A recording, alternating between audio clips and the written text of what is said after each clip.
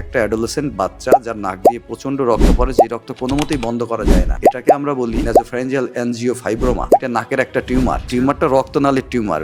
এই টিউমারটা কিন্তু ক্যান্সার না, বিনাইন টিউমার। কিন্তু এই টিউমার আপনি যতদিন পর্যন্ত না অপারেশনের মাধ্যমে অপসারণ না করবেন ততদিন কিন্তু তার রক্ত পড়তে থাকবে। এবং এটা আসলে ওষুধে বা অন্য কোনো মেডিকেশনে কাজ করে না?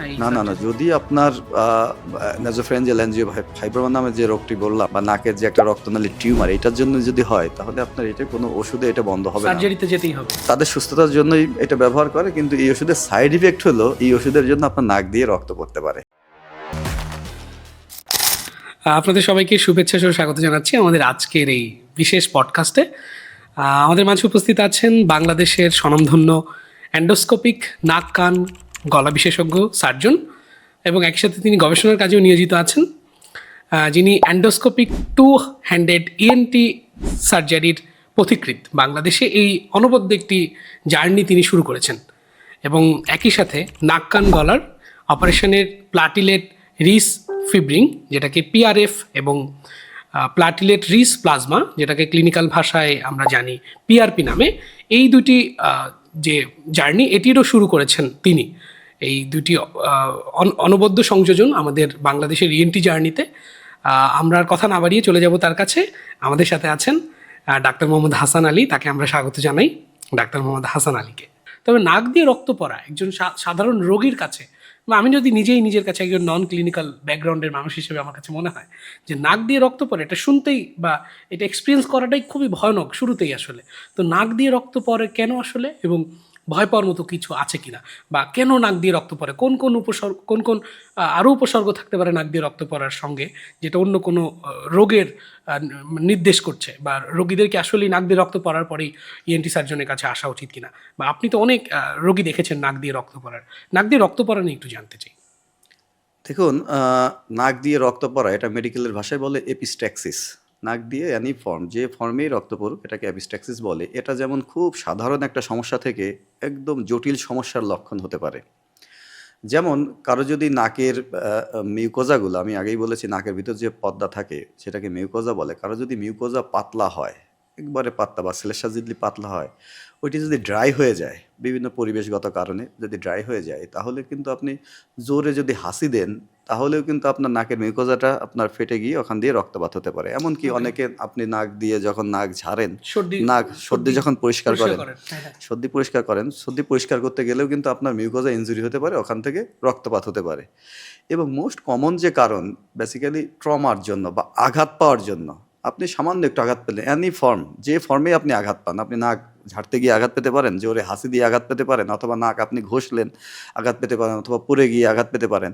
বাচ্চাদের যেটা কমন হয়, বাচ্চারা পড়ে যায়, পড়ে গিয়ে একটু নাকে আঘাত পেলে ওখান থেকে রক্ত পড়ছে, এগুলো কিন্তু একেবারেই কমন। কিন্তু যদি একদম তাজা রক্ত আসে আর কি, যেটা আমি বুঝতেই পারছি যে রক্তটা কোনো ঘটনার পরিপ্রেক্ষিতে আসেনি, খুবই ন্যাচারালি আসতেছে এবং বেশ পরিমাণে রক্ত আর কি, থামানোও কষ্টকর হচ্ছে, এরকম কেসও তো হতে পারে আর কি। সেক্ষেত্রে কেন হয়? যদি স্পন্টেনিয়াস কারো রক্ত যায়, কন্টিনিউয়াস তার রক্ত যাচ্ছে, তখন আমরা তার ডিটেইলস একটা হিস্ট্রি নেই রোগের, যে তার এই রক্ত পড়াটা কি মাঝে মাঝেই যাচ্ছে, এক নাক দিয়ে যাচ্ছে নাকি দুই নাক দিয়ে যাচ্ছে, রক্তটা কি শুধু নাক দিয়েই বেরোচ্ছে না সাথে মুখ দিয়েও রক্তটা যায়, এবং সে কতদিন ধরে এই সমস্যাটা বোধ করছে, এবং এই রক্ত যখন পড়ে সে এই রক্তটা কিভাবে বন্ধ করে, এটা কি অটোমেটিক্যালি বন্ধ হয় নাকি আপনার তার জন্য মেডিকেশনের প্রয়োজন হয়, সে কি কোনো ওষুধ দীর্ঘদিন ধরে খাচ্ছে কিনা। কারণ পার্শ্ব প্রতিক্রিয়া হিসেবে হতে পারে কিছু ওষুধ আছে, যেমন ব্লাড থিনার, হার্টের রোগীগুলো আছে যারা রক্ত পাতলা করে যে ওষুধ, রক্ত পাতলা করে যে ওষুধ, যাদের হার্টের বাইপাস সার্জারি হয়েছে বা যাদের হার্টের সমস্যা আছে, তাদের রক্ত যাতে জমাট না বেঁধে যায় এই জন্য কিছু ওষুধ ব্যবহার করা হয়। যেমন আপনার অ্যাসপিরিন গ্রুপের কিছু ওষুধ আছে, ওয়ারফেরিন, হেপারিন, এই টাইপের কিছু ওষুধ আছে। এই ওষুধগুলো কিন্তু হার্টের রোগীরা ক্রনিক্যালি ব্যবহার করে, দীর্ঘদিন বছর পর বছর তাদের সুস্থতার জন্যই আসলে, তাদের সুস্থতার জন্যই এটা ব্যবহার করে। কিন্তু এই ওষুধের সাইড ইফেক্ট হলো এই ওষুধের জন্য আপনার নাক দিয়ে রক্ত পড়তে পারে। যখন এইরকম একটা রোগী আমাদের কাছে আসে, আমরা একটা হিস্ট্রি নেওয়ার পরে তার ক্লিনিক্যাল এক্সামিনেশন করি। ক্লিনিক্যাল এক্সামিনেশনের ভিতরে আমরা হেডলাইট দিয়ে তার নাকের ভিতর দেখি যতটুকু দেখা যায়। আসলে হেডলাইট দিয়ে অত ভালো দেখা যায় না। আমরা নাকের ভিতর বেসিক্যালি এন্ডোস্কোপ নামে এক ধরনের ক্যামেরা নাকের ভিতর দিয়ে আমরা পুরো নাক পরীক্ষা করে দেখি যে তার নাকের কোনো এমন কোনো রোগ আছে কিনা যার জন্য নাক দিয়ে রক্ত পড়ছে। যেমন বিভিন্ন কারণে কিন্তু নাক দিয়ে রক্ত পড়তে পারে।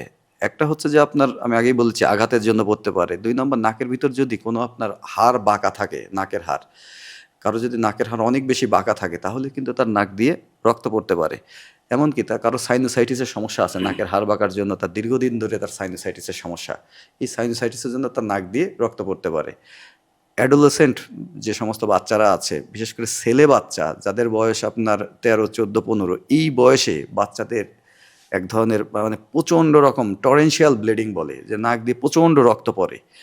একটা অ্যাডোলেসেন্ট বাচ্চা যার নাক দিয়ে প্রচণ্ড রক্ত পড়ে, যে রক্ত কোনো মতেই বন্ধ করা যায় না, এটাকে আমরা বলি ন্যাজোফ্যারিঞ্জিয়াল অ্যানজিওফাইব্রোমা। এটা নাকের একটা টিউমার। টিউমারটা রক্তনালীর টিউমার। এই টিউমারটা কিন্তু ক্যান্সার না, বিনাইন টিউমার। কিন্তু এই টিউমার আপনি যতদিন পর্যন্ত না অপারেশনের মাধ্যমে অপসারণ না করবেন ততদিন কিন্তু তার রক্ত পড়তে থাকবে। এবং এটা আসলে ওষুধে বা অন্য কোনো মেডিকেশনে কাজ করে না এই না না না, surgery? যদি আপনার ন্যাজোফ্যারিঞ্জিয়াল অ্যানজিওফাইব্রোমা নামে যে রোগটি বললাম, বা নাকের যে একটা রক্তনালীর টিউমার, এটার জন্য যদি হয় তাহলে আপনার এটা কোনো ওষুধে এটা বন্ধ হবে না, সার্জারিতে যেতেই হবে। তা সার্জারিতে যেতে হবে। ঠিক আছে, আমরা ইনিশিয়ালি রক্ত বন্ধ করার জন্য কিছু ওষুধ দিতে পারি বা নাকের ভিতর প্যাক দিতে পারি। তবে প্যাক দেওয়ার ক্ষেত্রে খুব সাবধান, যে আপনি নাকের ভিতর প্যাক দিতে গিয়ে আবার ওই টিউমারটাকে ইনজুরি করে ফেললেন। এইটাও কি এন্ডোস্কোপিক সার্জারির মধ্যে দিয়ে করেন আপনারা? হ্যাঁ হ্যাঁ, এটা এন্ডোস্কোপিক আপনি সার্জারির মধ্যে। নিজে তো করছেন। হ্যাঁ, আমরা দীর্ঘদিন ধরে করছি এবং এটার সবচাইতে বেস্ট সার্জারি হচ্ছে এন্ডোস্কোপিক সার্জারি। কেননা আপনার পুরো টিউমার ইন টোটো ভিতর থেকে নিয়ে আসতে হবে। আচ্ছা। আপনি যদি ইন টোটো না আনতে পারেন, একটা সিম্পল বিটস অফ টিস্যু ভিতরে রেখে আসেন, তাহলে কিন্তু এটা রিকার করে।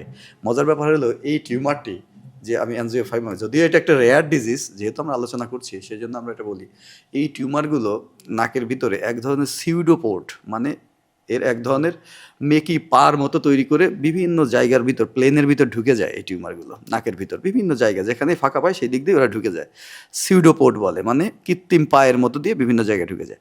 আপনি মনে করেন সমস্ত পা বের করে নিয়ে আসছেন, একটা পা ভিতরে থেকে গেছে, একটা সিউডোপোর্ট আছে, ওখান থেকে কিন্তু রিকার করতে পারে। এবং এটা কিন্তু হরমোনের সাথে, টেস্টোস্টেরন হরমোনের সাথে এটার সম্পর্ক আছে। তার সেই মানে জন্য বয়সন্ধিকালীন যে পরিবর্তনগুলো হয় সেটাও ব্যাহত হতে পারে পরবর্তীতে গিয়ে। এটা যেহেতু আপনার হরমোনাল একটা টিউমার, এবং এটা এক্সক্লুসিভলি এই টিউমারটা কিন্তু মেলদের হয়, ওকে ওকে, যেহেতু টেস্টোস্টেরন ডিপেন্ডেন্ট একটা বুঝতে পেরেছি। আপনার টিউমার, সেই জন্য এইটা ছেলে বাচ্চাদের হয়, এটা মেয়ে আচ্ছা। বাচ্চাদের হয় না।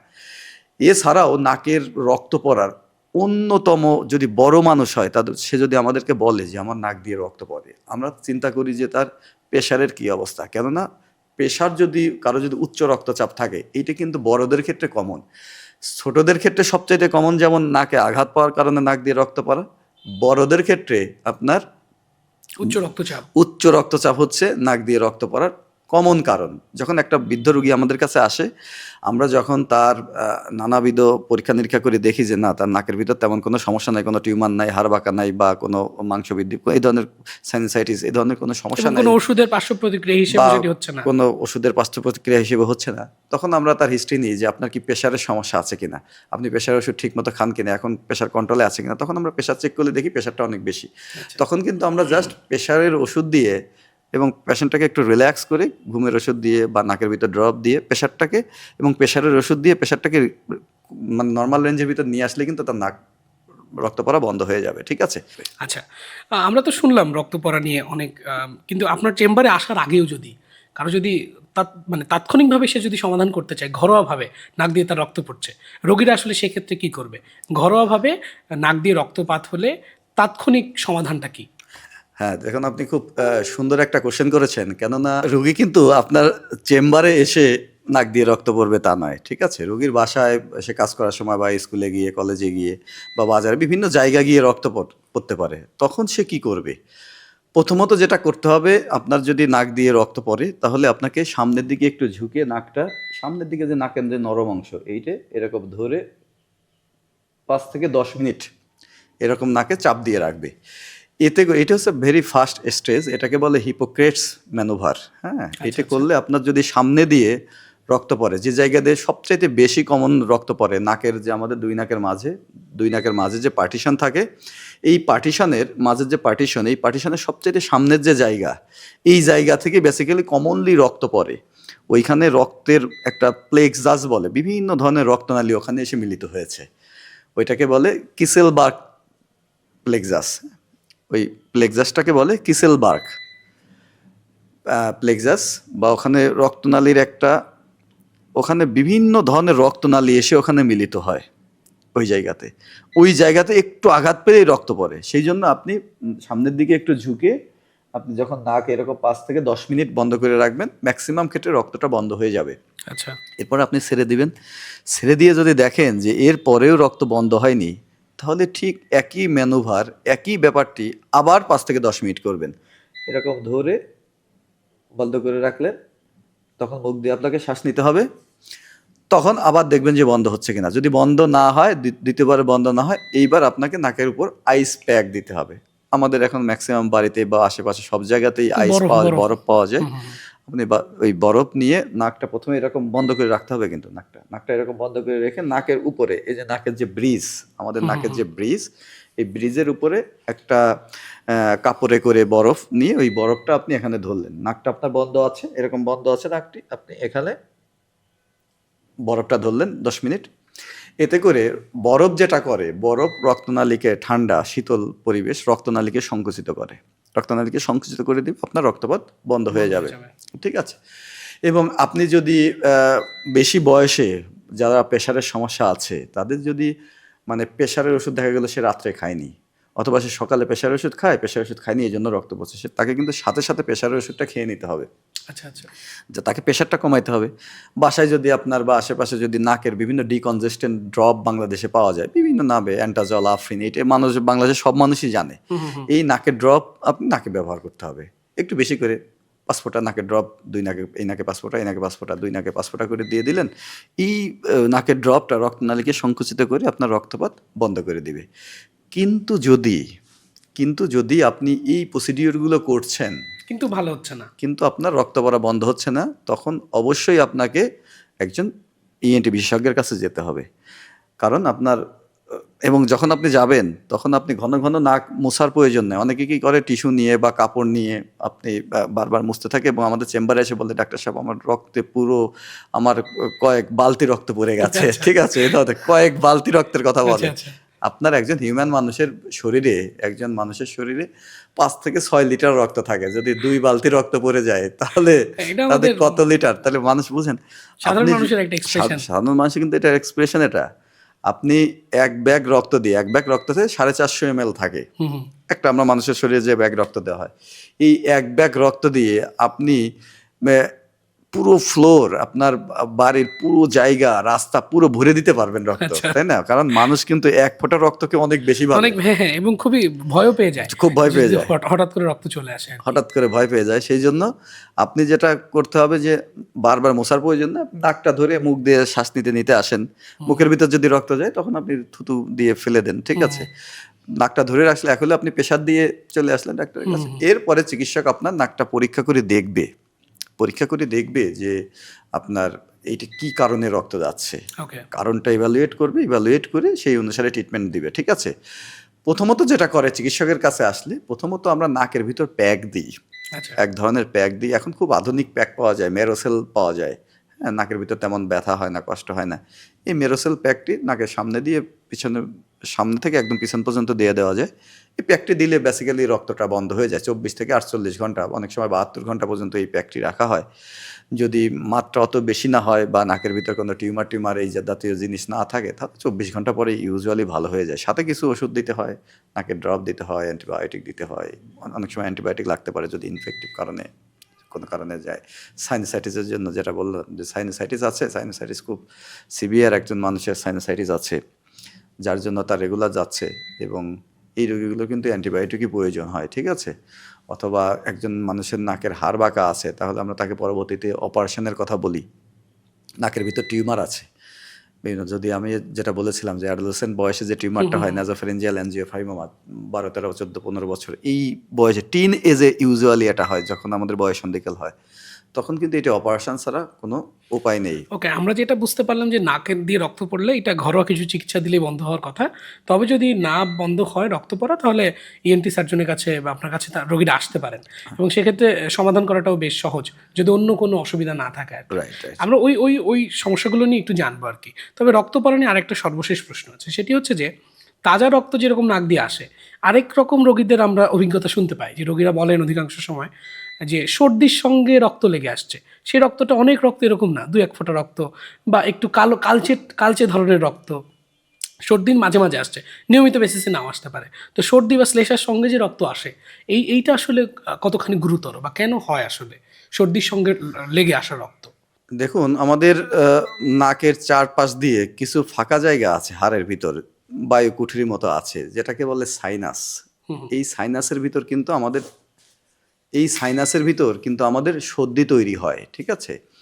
এই সর্দিগুলো ইউজুয়ালি প্রত্যেকেরই প্রত্যেক দিনই তৈরি হচ্ছে, প্রত্যেকটা মানুষেরই সর্দি তৈরি হয়, এবং এইটা মিউকোসিলিয়ারি বিট আছে, এই বিটের মাধ্যমে এটা আস্তে আস্তে নাকের পিছন দিক দিয়ে পেটে চলে যায়, আমরা টেরও পাই না, ঠিক আছে? কোনো কারণে এই যে এই সাইনাসগুলোর মুখ যদি বন্ধ হয়ে যায়, তাহলে অবস্ট্রাকশন হয়, তাহলে ওখানে এই সিক্রেশনগুলো জমে, ওখানে ইনফেকশন হয়, ইনফেকশন হয়ে সাইনোসাইটিস হয়, এবং এই সাইনোসাইটিসের জন্য ওখানে যেমন সর্দি